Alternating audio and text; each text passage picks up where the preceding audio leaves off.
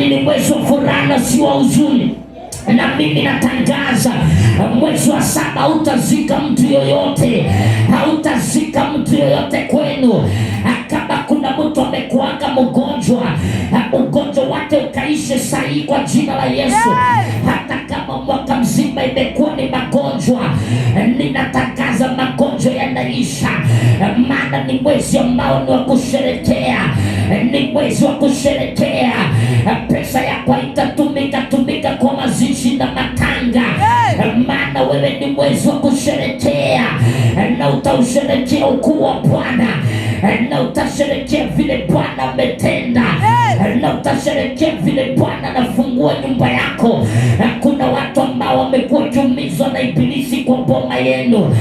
Mwezi wa 7 ndio hao wanaokolewa, ndio hao wanaokoka, ndio hao wanaokoka, ndio hao wanaokoka.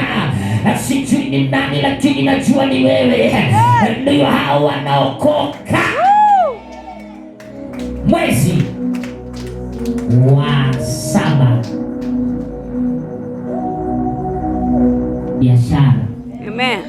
Umeondolewa wateja wa kukopa, yaani umekopwa mpaka umebaki mkopo, mpaka umefilisika. Waambie Bwana, no, from today nakataa hao waendege wakienda. Amen. Uko na marafiki wengine, wewe unalipianga chai mkienda kwa hoteli, hakuna siku analipanga. Umwambie Mungu, change my friends.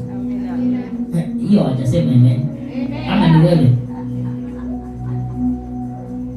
Eti watu wameenda kununua chai, sasa tunalipa, acha nilipe bado. Anakwambia acha nilipe ili ya kwamba uende ulipe. Uzee are liars. Mungu peke yake ndiye agano lake ni la kweli na